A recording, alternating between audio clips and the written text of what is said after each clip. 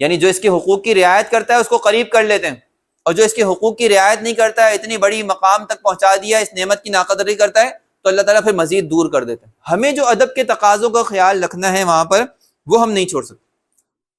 اور اگر نبی کریم صلی اللہ علیہ وسلم کی ذات گرامی کے اندر، آپ کے روضہ مبارک کے اندر، آپ کے مقامات مقدسات کے اندر کسی قسم کی بے ادبی اور بے حرمتی پیدا ہو جائے تو وہ انسان لا محالہ محروم ہوتا ہے۔ بے ادب محروم گشت از فضل رب۔ ذاتی کردار پر بھی محنت کرنی ہے، اپنے دماغ کو محفوظ رکھنا ہے، اپنے نگاہوں کو محفوظ رکھنا ہے، اپنی زبان کو محفوظ رکھنا ہے۔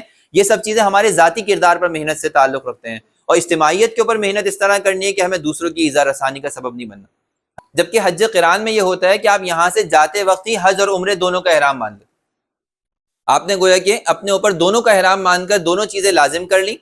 اب آپ کے اوپر دونوں پابندیاں ہیں، عمرے کی بھی پابندیاں بھی ہیں اور حج کی پابندیاں بھی ہیں، اور اگر آپ کوئی جنایت کرتے ہیں تو دم بھی پھر دو آتے ہیں کہ دیکھیں یہ تو وہ چیزیں تھیں جو ہم نے کیا کہتے ہیں اپنی اصلاح کے متعلق پڑھنی ہے، کہ بھائی ہم نے اپنی کردار سازی کرنی ہے، اس سفر کو سفر آخرت بنانا ہے، اور اس سفر کو ہمارے لیے ایک انقلابی سفر بنانا ہے۔ اگر یہ انقلابی سفر ہوگا، دیکھیں سفر وہی ہے، آپ جائیں اور جا کے ہو کر آ جائیں اور ان سب باتوں کا اہتمام نہ کریں، سفر تو پھر بھی ہو جائے گا، حج پھر بھی ہو جائے گا، لیکن آپ کی زندگی میں رتی بھر بھی تبدیلی نہیں آئے گی۔ اور کتنے ہی ایسے لوگ ہوتے ہیں جن کی زندگی کے اندر یہ سفر سفر انقلابی بن جاتا ہے۔ کوشش یہ کریں کہ اپنے سفر کو سفر انقلابی بنائیں، کہ میری از اول تا آخر، زیرو سے لے کر اینڈ تک کی جو میری زندگی ہے اس کے اندر ایک واضح تبدیلی محسوس ہو۔ ایسی تبدیلی نہ ہو اللہ معاف کرے کہ بجائے پہلے اچھے تھے اور اس سفر کے بعد مزید برے ہو گئے۔ تو ایسے بھی واقعات ہیں، اللہ معاف کرے جو اس سفر کی ناقدری کرتا ہے، سفر کے اندر جو ہے اللہ کے حقوق کی رعایت نہیں رکھتا، تو پھر اللہ تعالیٰ اس کے ساتھ پھر اور جو ہے کیا کہتے ہیں معاملہ فرما دیتے ہیں۔ یعنی جو اس کے حقوق کی رعایت کرتا ہے اس کو قریب کر لیتے ہیں، اور جو اس کے حقوق کی رعایت نہیں کرتا ہے، اتنی بڑی مقام تک پہنچا دیا، اس نعمت کی ناقدری کرتا ہے، تو اللہ تعالیٰ پھر مزید دور کر دیتے ہیں۔ یہی وجہ ہے کہ آپ نے سنا ہوگا بہت سارے واقعات کے اندر کہ بھی فلانے آدمی نے چوری کری اور فلانا نے جو ہے وہ چوری کے بعد قتل بھی کیا، فرمایا اچھا فلانا حاجی صاحب ہے، جب ہی ڈبل کام کیے۔ ایسے بھی ہوتا ہے کہ حاجی صاحب جب لیبل لگ جاتا ہے ساری دنیا کے الٹے سیدھے کاموں کے اندر مصروف ہو جاتے ہیں، اس کو سفر کی اصل روحانیت حاصل نہیں ہوئی، جو سفر میں چیز حاصل کرنی تھی وہ حاصل نہیں ہوئی۔ اور یہ ایک عام طریقہ ضابطہ ہے، آپ بادشاہ کے پاس بھی جائیں، اس کی عزت کریں، اس کا احترام کریں، وہ نوازے گا، لیکن اگر اس کی بے حرمتی کریں گے، بے عزتی کریں گے، وہ مزید دھتکار دے گا، آپ کو اپنے شہر سے باہر نکال دے گا، آپ کو اپنے سلطنت سے باہر نکال دے گا، وہ کہے گا باغیوں کے لیے میرے پاس کوئی گنجائش نہیں۔ تو اگر ہم اس سفر میں جائیں اور معاذ اللہ بجائے اللہ کی رحمانیت کے اللہ کا جلال کا نشانہ بن جائیں اور اللہ تعالیٰ کی جو ہے ناقدری اور ناشکری کا نشانہ بن جائیں، ہم سے زیادہ پھر خسارے والا بھی کوئی نہیں۔ آپ نے پڑھا ہوگا کہ کچھ وقت اور کچھ مقامات ایسے ہوتے ہیں جہاں پر انسان کا ثواب کا درجہ بڑھا دیا جاتا ہے، لیکن ثواب کا درجہ بڑھانے کا یہ مطلب نہیں ہوتا کہ صرف ثواب بڑھ جاتا ہے، گناہ بھی بڑھ جاتا ہے۔ ایک انسان، ایک عام آدمی عام دن میں چوری کر رہا ہے اور ایک رمضان میں چوری کر رہا ہے، جس طرح وہاں پہ رمضان میں نیک کام کا ثواب 70 گنا ہے، تو رمضان کے اندر اگر وہ چوری کر رہا ہے تو گناہ بھی 70 گنا ہے۔ ایک انسان بد نگاہی کر رہا ہے، مثال کے طور پہ کسی عورت کو چھیڑتا ہے، کسی عورت کے ساتھ بری نظر سے دیکھتا ہے، وہ یہاں بیٹھ کے ملیر کینٹ کے اندر اور دوسرا حرم شریف کے اندر کھڑے ہو کے دیکھتا ہے، مقام اور یہ مقام کیسے برابر ہو سکتا ہے؟ وہاں تو تجلیات الہی کا مرکز ہے، تو اگر یہاں پر اس کو 1 گنا ملے گا تو وہاں 70,000 گنا زیادہ بڑھا کے جو ہے اس کو گنا ملے گا۔ یہاں پر اگر اس کو اس کی جزا کے اندر 1 دفعہ جہنم میں ڈالا جائے گا تو وہاں 70,000 دفعہ ڈالا جائے گا اس کو، کیونکہ ایک مقام کی جس طرح عظمت کی وجہ سے وہاں پر نیکیوں کی قدر بڑھ گئی، اس کی مخالفت کی وجہ سے وہاں گناہوں کی بھی حیثیت بڑھ گئی، تو بڑا نازک مقام ہے۔ ایک بات کا بس اضافہ کر کے میں بات ختم کرتا ہوں کہ مدینہ منورہ کے اندر جب آپ جائیں تو وہ مقام ادب ہے، نبی کریم صلی اللہ علیہ وسلم کا شہر ہے، جو لوگ وہاں آتے جاتے رہتے ہیں یا وہاں کے رہائشی ہیں ان کے لیے تو ایسا ہے جیسے گھر کی بات، سمجھ میں آ رہی بات؟ جو گھر کے لوگ ہوتے ہیں وہ گھر کے اندر اس بات کا اہتمام نہیں کرتے کہ میں یہاں آؤں پھیلاؤں یا نہ پھیلاؤں، تو اپنا گھر ہے بھائی، وہ جہاں چاہیں وہ چاہے نیچے لیٹ جائیں، چاہے صوفے پہ لیٹ جائیں، چاہے بستر پہ لیٹ جائیں، کہتے ہیں میرا تو گھر ہے، یہ تو میرا روز کا آنا جانا ہے۔ لیکن جب آپ مہمان بن کے کسی کے گھر میں جاتے ہیں تو آپ اکرام سے رہتے ہیں، آپ احترام سے رہتے ہیں۔ تو ہم وہاں کے لوگوں کو اگر وہ ایسے کام کر رہے ہیں جو بے ادبی پر مشتمل ہیں، ہم دیکھ کے متاثر نہ ہو کہ یہ لوگ بھی تو یہی کام کرتے ہیں، یہ لوگ بھی اگر چپلیں پہن کے مسجد میں گھوم رہے تو کیا ہو میں بھی گھوم لیتا ہوں۔ وہ ان کا گھر ہے بھائی، وہ جانے ان کا نامہ اعمال جانے۔ ہمیں جو ادب کے تقاضوں کا خیال رکھنا ہے وہاں پر وہ ہم نہیں چھوڑ سکتے۔ اور اگر نبی کریم صلی اللہ علیہ وسلم کی ذات گرامی کے اندر، آپ کے روضہ مبارک کے اندر، آپ کے مقامات مقدسات کے اندر کسی قسم کی بے ادبی اور بے حرمتی پیدا ہو جائے تو وہ انسان لا محالہ محروم ہوتا ہے۔ بے ادب محروم گشت از فضل رب، کہ اللہ تعالیٰ کبھی بھی بے ادب کو جو ہے وہ نوازتے نہیں ہیں، ہمیشہ محروم ہی کرتے ہیں۔ ایک انسان علم میں آگے بڑھ جائے، صدقہ و خیرات میں آگے بڑھ جائے، نیک کاموں کے اندر، حج عمرے کے اندر آگے بڑھ جائے، ادب اس کے اندر نہ ہو، وہ آدمی محروم ہے۔ حدیث میں آتا ہے، اللہ کے رسول نے فرمایا من یحرم الرفق یحرم الخیر کلہ، ایک انسان کے اندر دنیا جہاں کی خرابیاں ہیں لیکن نرمی ہے اس کے ساتھ، فرمایا اس کے اندر خیر باقی ہے۔ اور ایک انسان کے اندر دنیا جہاں کی اچھائیاں ہیں لیکن نرمی نہیں ہے، سخت طبیعت کا آدمی ہے، منہ کا برا ہے، زبان کا بد کلام ہے، غصے کا تیز ہے، فرمایا کوئی خیر نہیں ہے اس کے اندر۔ حاجی ہے، نمازی ہیں، بہت سے لوگ حج بھی کر لیتے ہیں، عمرے بھی کر لیتے ہیں، بڑے بڑے جو ہے وہ ویلفیئر کے کام بھی کر رہے ہوتے ہیں، ہزاروں لاکھوں کھانے بھی کھلا لیتے ہیں، لیکن اگر اپنے کردار پر محنت نہیں ہے، نرمی نہیں ہے، طبیعت کے اندر نرم مزاجی نہیں ہے، جو اس سفر کے اندر بہت ضروری ہے، تو اس کا مطلب یہ ہے کہ وہ ہر طرح کی خیر اور بھلائیوں سے محروم۔ تو سفر کے اندر کسی کی کونی لگ جائے، کہ کوئی اگر میرے کپڑوں پہ چڑھ گیا، کسی نے جو ہے میرا حق کھا لیا، میرا جو ہے جگہ پہ آ کے لیٹ گیا، برداشت کریں۔ یہ سفر برداشت کا ہے، تحمل کا ہے، رواداری کا ہے۔ اس کے اندر جو اجتماعیت کے تقاضے ہیں ان میں یہ چیزیں بہت اہم ہیں۔ ذاتی کردار پر بھی محنت کرنی ہے، اپنے دماغ کو محفوظ رکھنا ہے، اپنے نگاہوں کو محفوظ رکھنا ہے، اپنی زبان کو محفوظ رکھنا ہے۔ یہ سب چیزیں ہمارے ذاتی کردار پر محنت سے تعلق رکھتے ہیں۔ اور اجتماعیت کے اوپر محنت اس طرح کرنی ہے کہ ہمیں دوسروں کی ایذا رسانی کا سبب نہیں بننا، ہمیں دوسروں کی تکلیف پر یا دوسروں سے آنے والے معاملات کے اندر صبر کا، تحمل کا مظاہرہ کرنا ہے۔ برداشت کریں، جتنا حد تک برداشت کی آپ کی صلاحیت ہو وہ کریں، کیونکہ یہ سفر ایسا ہے کہ لا محالہ غصہ ضرور آتا ہے۔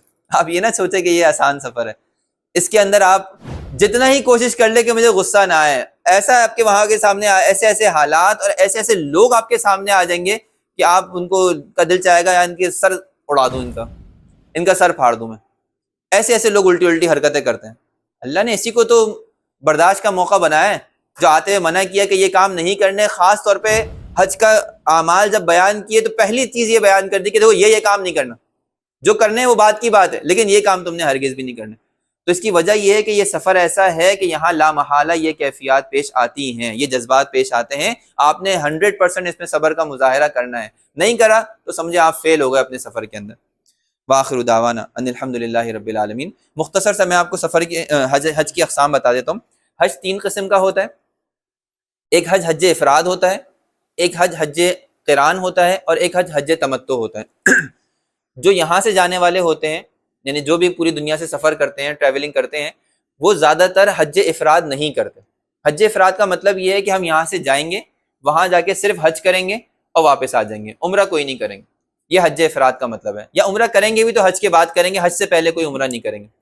تو جب ایک انسان جاتا ہے اور وہاں پہ کچھ دن ہوتے ہیں تو کوشش یہ کرتا ہے کہ میں جاتے ہی وقت کو ضائع کیوں کروں، میں عمرہ بھی کروں گا اور حج بھی کروں گا ایک ہی سفر میں۔ تو وہ یا تو حج قران کرتے ہیں یا حج تمتع کرتے ہیں۔ حج قران اور تمتع کے اندر صرف ایک فرق ہے کہ حج قران میں بھی نیت ان دونوں کی ہوتی ہے اور حج تمتع میں بھی نیت دونوں کی ہوتی ہے، لیکن یہاں سے جاتے وقت حج تمتع میں صرف عمرے کی نیت ہوتی ہے۔ آپ جو احرام کی چادریں اوڑھتے ہیں وہ صرف عمرے کی نیت کے ساتھ اوڑھتے ہیں، اور جب عمرہ کر کے فارغ ہو جاتے ہیں آپ پر سے احرام کی پابندیاں ختم ہو جاتی ہیں۔ پھر جب حج کے دن اسٹارٹ ہوتے ہیں 7 تاریخ سے 8 تاریخ سے، تو آپ پھر حج کا احرام مانتے ہیں اور وہاں پہ جا کر آپ جو ہے وہ حج کے اعمال ادا کرتے ہیں۔ جبکہ حج قران میں یہ ہوتا ہے کہ آپ یہاں سے جاتے وقت ہی حج اور عمرے دونوں کا احرام مان لیں۔ آپ نے گویا کہ اپنے اوپر دونوں کا احرام مان کر دونوں چیزیں لازم کر لی۔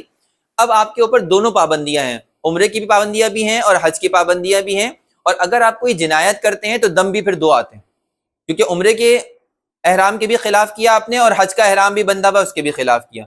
تو چونکہ مشقت سب سے زیادہ حج قران میں ہے، ثواب بھی سب سے زیادہ حج قران میں ہے۔ جو حضرات شروع کی ڈیٹس میں جانے والے ہوں ان کے لیے تو بہتر یہ ہے کہ وہ حج تمتع کریں، تاکہ وہاں جا کے پھر وہ اپنے احرام کو کھول دیں۔ 10 دن ہے، 15 دن ہے، 20 دن ہے حج شروع ہونے میں، ان کو پریشانی نہ ہو، مشکل نہ ہو، وہ جا کے آرام سے جو ہے پھر دیگر اعمال کرتے رہیں، سلے ہوئے کپڑے بھی پہن لیں، خوشبو وغیرہ لگانی ہو تو وہ بھی لگا لیں، نہانا ہو، بال صاف کرنے ہو تو وہ بھی کر لیں، ان کے لیے آسانی سہولت اس میں۔ جو حضرات آخری ڈیٹس میں جانے والے ہیں ان کے لیے بہتر یہ ہے کہ وہ حج قران کریں، یعنی وہ یہیں سے حج عمرے کا احرام مان کے جائیں۔ 3 دن رہ گئے، 4 دن رہ گئے، 5 دن رہ گئے، تو سب سے افضل حج ادا کریں، اس میں ثواب بھی زیادہ ہے، اور نبی کریم صلی اللہ علیہ وسلم کا حج بھی حج قران تھا، ان کی مشابہت بھی زیادہ ہے۔ تو یہ 2 حج ہیں۔ باقی اس کا طریقہ سب سے آسان ہے کہ آپ جب جس طرح نماز جمعہ کی تیاری کرتے ہیں، تو جب آپ کے یہاں سے فلائٹ کا وقت آ جائے، آپ اچھی طرح صاف ستھرے ہوں، نہائیں دھوئیں، اور اپنے جتنے بھی زائد بال ہیں اس وقت صاف کر لیں۔ اس کے بعد آپ خوشبو لگا لیں اچھی طرح، کیونکہ ابھی آپ نے احرام کی نیت کی نہیں ہے، ابھی آپ احرام کی چادریں باندھنے والے ہیں، اور اس کے بعد پھر آپ چادر باندھ لیں اپنے۔ چادر باندھنے کا معروف طریقہ آپ کو پتہ ہے، ایک لنگی ہوتی ہے نیچے کی طرف باندھی جاتی ہے، اور ایک جو ہے اوپر کی چادر ہوتی ہے۔ یہاں پر تھوڑا سا یہ دھیان رکھیے گا کہ دیکھیں بہت سے لوگ ہوتے ہیں پہلی دفعہ جا رہے ہوتے ہیں، وہ ڈائریکٹ جاتے وقت چادر باندھتے ہیں، اب عادت تو ہوتی نہیں ہے اس میں چلنے کی، تو پھر وہ یہاں پہ کبھی ایئرپورٹ پہ گر رہے ہیں، کبھی وہاں پہ رش میں گر رہے ہیں، کیونکہ وہاں پہ جا کے بھی رش ہوتا ہے۔ تو بہتر یہ ہے کہ آپ گھر کے اندر پریکٹس کریں کہ آپ احرام کی چادریں باندھ لیں، اور گھر میں تھوڑا چلیں پھریں، اپنے محلے کے اندر تو نہیں لیکن گھر کے اندر چھت پہ چل لیں پھر لیں، کہ جہاں آپ کو پتہ چلے کہ بھئی میں اس احرام کی چادر میں کس طرح چلنا ہے، کیونکہ تھوڑی سی پریشانی ہوتی ہے فرسٹ ٹائمر کو۔ تو احرام کی چادریں باندھ لیں، اور اس کے بعد پھر آپ جو ہے وہ خوشبو وغیرہ جو لگانی ہے لگا لی آپ نے۔ 2 رکعت آپ پڑھیں، یہ 2 رکعت صلاۃ النیت کے ہوتے ہیں کہ جس کے اندر آپ حج کی نیت کرتے ہیں، اور ان 2 رکعتوں کے پڑھنے کے بعد آپ دعا مانگیں، اور دعا مانگنے کے بعد آپ نے 2 کام کرنے ہیں۔ ایک تو حج کی نیت کرنی ہے، حج کی نیت انسان دل سے کر لے تو بھی کافی ہے، زبان سے یہ دعا پڑھ لے، اللہم انی ارید الحج والعمرۃ فیسرہما لی وتقبلہما منی۔ جو آدمی حج تمتع کر رہا ہو یا قران کر رہا ہو، دونوں کے لیے یہی دعا ہے کہ اے اللہ میں حج اور عمرے کی نیت کرتا ہوں، یہ دونوں میرے لیے آسان بھی فرما دیں اور مجھ سے قبول بھی کر لیں۔ اس کی نیت کے ساتھ ہی آپ نے تلبیہ پڑھنا ہے، لبیک اللہم لبیک۔ جیسے ہی آپ تلبیہ پڑھیں گے آپ احرام میں داخل ہو جائیں گے، تلبیہ کے ساتھ ہی آپ احرام میں داخل ہو جاتے ہیں۔ اب مسئلہ ہمارے یہاں یہ پیش آتا ہے بعض اوقات کہ حج کی فلائٹس آگے پیچھے ہو گئی، فلائٹس کینسل ہو گئی، تو لوگ احتیاط یہ کرتے ہیں کہ وہ نفل وغیرہ سب چیزیں تو پڑھ لیتے ہیں گھر کے اوپر، لیکن نیت نہیں پڑھتے، نیت نہیں کرتے اور تلبیہ نہیں پڑھتے۔ وہ جب فلائٹ میں بیٹھ جاتے ہیں نا اس کے بعد پڑھتے ہیں، تاکہ کبھی آگے پیچھے ہو جائے، ڈیلے ہو جائے تو پھر آپ احرام تو آپ کا اسٹارٹ ہو جائے گا۔ اب مثال کے طور پہ آپ کی فلائٹ 2 دن مؤخر ہو گئی تو آپ کو محلے میں پھر احرام میں گھومنا پڑے گا، تو یہ مشکل ہو جائے گی۔ تو بہتر یہ ہے کہ آپ جو ہے آج کل چونکہ یہ مسائل ہیں، اپنی نیت نہ کریں، باقی ساری چیزیں اپنی کمپلیٹ مکمل رکھیں۔ احرام کی چاہے تو چادریں بھی باندھ لیں، ہاں چادریں بھی باندھ لیں، کوئی حرج کی بات نہیں، اس سے کوئی فرق نہیں پڑتا۔ احرام دیکھیں چادروں کا نام نہیں ہے، احرام آپ کی نیت کا نام ہے۔ لوگ اکثر یہ سمجھتے ہیں کہ احرام کی چادریں احرام ہے، یہ اتار دیا تو شاید ہم نے احرام اتار دیا، نہیں، چادروں کا احرام سے کوئی لینا دینا نہیں ہے، چادر ایک لباس ہے آپ کا، اور اس بات کی علامت ہے کہ آپ نیت کرنے والے ہیں یا آپ نے نیت کر لی ہے، ٹھیک ہے نا۔ لیکن چادروں کو تبدیل بھی کیا جا سکتا ہے، میلی ہو جائے تو دوسری بھی پہنی جا سکتی ہیں، آپ 2 احرام لے کے جا رہے ہیں تو ان کو آرام سے تبدیل بھی کر لیں، اس میں کوئی حرج کی بات نہیں۔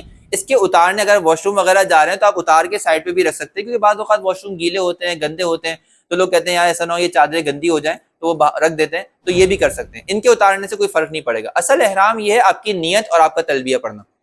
تو جب آپ نے اطمینان ہو گیا، فلائٹ میں بیٹھ گئے، بورڈنگ ہو گئی، اور آپ کو پتا ہے کہ اب میرے جہاز کینسل نہیں ہوگا، میرا جہاز اڑ گیا، ٹیک آف کر گیا، آپ نے نیت کر لی اس کے ساتھ ٹیک آف کرنے کے ساتھ۔ ورنہ آپ پہ یہ بھی اختیار ہے کہ آپ میقات سے پہلے نیت کر لیں، ہاں اعلان ہو جاتا ہے وہاں پہ جہاز کے اندر کہ بھائی جو معتمرین ہیں، جو حاجی ہیں، وہ حضرات نیت کر لیں، تو آپ اس سے پہلے نیت کر لیں، اور جب آپ یہ نیت کر لیں گے آپ فوراً حج کی پابندیوں میں داخل ہو جائیں گے۔ آپ نے وہاں جانا ہے، جا کر جلدی نہیں کرنی، اپنا سامان وغیرہ سب سے پہلے آپ ہوٹل میں جس جگہ پہ بھی آپ رہائش ہے وہاں پہ جا کے رکھیں اطمینان سے، اور آرام کر لیں تھوڑا سا۔ ایسا نہ ہو کہ آپ یہاں سے وہاں تک، کیونکہ 8-10 گھنٹے ہو جاتے ہیں ٹریولنگ میں، کہیں اسٹے کرنے میں، پھر وہاں پہنچنے میں، پھر وہ جدہ سے وہاں پہنچنے میں بھی 2-3 گھنٹے لگ جاتے ہیں، بڑی پریشانیاں ہوتی ہیں۔ مجمع زیادہ ہونے کی وجہ سے بعض اوقات مس مینجمنٹ بھی بہت زیادہ ہوتی ہے۔ لوگ کہتے ہیں یار فلانے کی گاڑی آئی تھی وہ بھی نکل گئی، فلانے کی گاڑی آئی، میں نے کہا آپ کو غصہ نہیں کرنا، برداشت اور صبر کا مظاہرہ کرنا ہے جگہ پہ۔ تو وہاں پر آپ جو ہے اپنے جب آپ ہوٹل پہ چلے جائیں تھوڑا سا آرام کر لیں، آرام کرنے کے بعد پھر آپ جائیں حرم کی طرف۔ حرم کی طرف جانے کے بعد آپ جب مسجد حرام کے قریب چلے جائیں تو پھر اپنی نگاہوں کو نیچے رکھیں دروازے سے داخل ہوتے وقت، اور کوشش یہ کریں کہ بیت اللہ پر آپ کی نظر نہ پڑے جب تک کہ وہ بالکل سامنے نہ آ جائے۔ تو جب آپ مطاف میں یا صحن میں چلے جائیں، جب لوگ آپ کو بتا دیں کہ بیت اللہ آپ کے بالکل سامنے، آپ نیچے دیکھتے دیکھتے جائیں، اور پھر جب آپ کی نظر پڑے تو پہلی دفعہ نظر پڑنے کے بعد بہت قبولیت دعا کا وقت ہے۔ حدیث میں آتا ہے کہ اس وقت میں جو دعا مانگی جائے وہ قبول ہوتی ہے، تو اس وقت میں آپ دل کھول کے اللہ کے آگے رکھ دیں، یہ نہ سوچیں کہ زید کیا دیکھ رہا ہے، عمر کیا دیکھ رہا ہے، حاجت میری کیا تھی کیا نہیں ہے، بس اللہ کے آگے اپنا دل کھول کے رکھ دیں، مانگیں خوب۔ یہ وہ مقام ہے جہاں سے گدھا کو بھی ملتا ہے، بادشاہوں کو بھی ملتا ہے، فقیروں کو بھی یہیں سے ملتا ہے اور امیروں کو بھی یہیں سے ملتا ہے۔ بڑے بڑے بادشاہ، بڑے بڑے متکبر، بڑے بڑے فرعین اپنے اپنے علاقوں کے جب یہاں آتے ہیں تو اسی حالت میں فقیر بن کے آتے ہیں.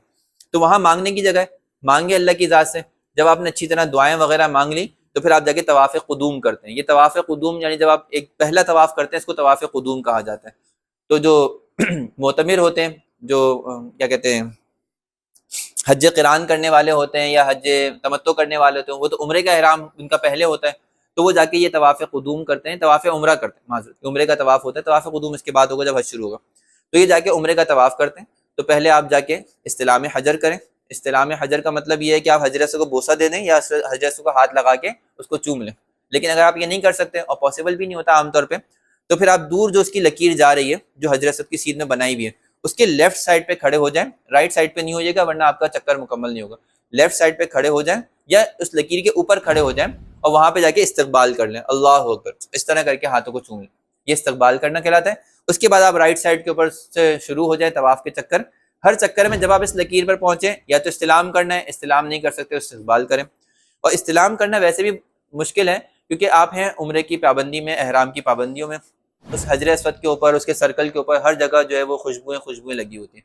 اگر آپ اس کو ہاتھ لگا لیتے ہیں تو دم آ جاتا ہے. تو بہتر یہ ہے کہ اس وقت آپ ہاتھ نہ لگائیں. جب آپ عمرے سے فارغ ہو جائیں، احرام کھل جائے، پھر آپ طواف کی چادروں سے بھی لپٹیں، پھر آپ جو ہے وہ حتیم میں بھی جانے کی کوشش کریں، پھر آپ حجر اسود کو بوسہ دینے کی بھی کوشش کریں. یہ سارے مراحل آپ کریں، لیکن جب تک آپ کے اوپر عمرے کی پابندی ہے آپ کوشش یہ کریں کہ اوائڈ کریں ان سب چیزوں. 7 چکر آپ نے مکمل کر لیے، 7 میں آپ نے استلام کیا. شروع میں بھی ایک استلام کیا تھا، آخر میں بھی آپ استلام کریں گے. جب آپ ختم کر رہے ہیں تو یہ 8واں استلام ہوگا. اس کے بعد آپ نے دوگانے طواف ادا کرنا ہے مقام ابراہیم کے پاس. مقام ابراہیم کے پاس جگہ مل جائے، واتخذوا من مقام ابراہیم مصلی، ان مقام ابراہیم کے بعد آپ نماز پڑھیں. اگر جگہ مل جائے فبیہا ونعمت، اگر نہیں ملتی مسجد میں آپ اس کی سیدھ میں یا اس کے آس پاس یا اس سے دور بھی کہیں بھی پڑھیں گے تو بہرحال دوگانے طواف ادا ہو جائے گا. اس کے بعد آپ جو ہے دوگانے طواف ادا کرنے کے بعد واپس سے آپ جائیں حجر اسود پہ، ایک دفعہ استلام کریں اور پھر آپ چلے جائیں صحیح کرنے کے لیے.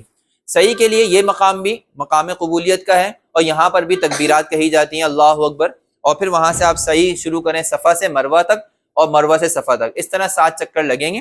ایک صفا سے مروہ 1 چکر ہو جائے گا، مروہ سے صفا دوسرا چکر ہو جائے گا. ان 7 چکروں کے بعد آپ مروہ پہ اینڈ کریں گے 7واں چکر. 7واں چکر آپ کا ہو گیا، آپ کا طواف بھی ہو گیا، آپ کی صحیح بھی ہو گئی. اگر تو آپ نے حج تمتع کیا ہے تو آپ سیدھا سیدھا حلق کرائیں، آپ کے احرام ختم، آپ اپنے عمرے سے فارغ ہو گئے. نوافل نہیں، صحیح کے بعد 2 رکعت پڑھنا ضروری نہیں ہے. ہاں اگر پڑھنا چاہے پڑھ لے، لیکن صحیح کے بعد 2 رکعتیں پڑھنا مسنون نہیں ہے. طواف کے بعد 2 رکعتیں پڑھنا سنت ہے، ضروری ہے، اس کے بغیر تو طواف ہی ادا نہیں ہوگا. صحیح کے بعد 2 رکعتیں پڑھنا مسنون نہیں ہے، پڑھنا چاہے تو پڑھ بھی سکتا ہے، نفلی رکعتیں ہیں 2. تو آپ نے جب صحیح کر لی، صحیح کے بعد اگر تو آپ حج متمتع تھے تو آپ نے احرام کو کھول دینا ہے حلق کرا کر، اور اگر آپ حج قارن ہیں تو پھر آپ نے احرام کی پابندیاں برقرار رکھنی. اس کے بعد حج تک آپ نے برقرار رکھنی. پھر جب آپ نے مثال کے طور پہ جب بھی حج قارن میں آپ کو نہ حلق کرانے نہ قصر کروانے، ابھی آپ احرام کی پابندیاں رہیں گی، آپ کی کنٹینیو رہے گا. اس کے بعد جب حج کے دن قریب آ جائیں تو پھر آپ نے پھر حج کی نیت کر لینی ہے. اس کے لیے ضروری ہے کہ آپ جائیں پہلے طواف قدوم کریں. طواف قدوم کے ساتھ آپ کے لیے آپشن ہے، چاہے تو حج کی سعی ابھی کر لیں، حج کی سعی ابھی کر لیں. اگر ابھی کر لیں گے تو آپ کو طواف زیارت کے ساتھ سعی کرنے کی ضرورت نہیں ہے. لیکن اگر آپ نے حج کی سعی ابھی نہیں کری تو پھر طواف زیارت کے بعد آپ کو سعی کرنی پڑے گی. ایک چیز درمیان میں رہ گئی، رمل اور استباء، کہ جب آپ حج کا طواف کر رہے ہوتے ہیں تو 2 چیزیں اور ضروری ہوتی ہیں.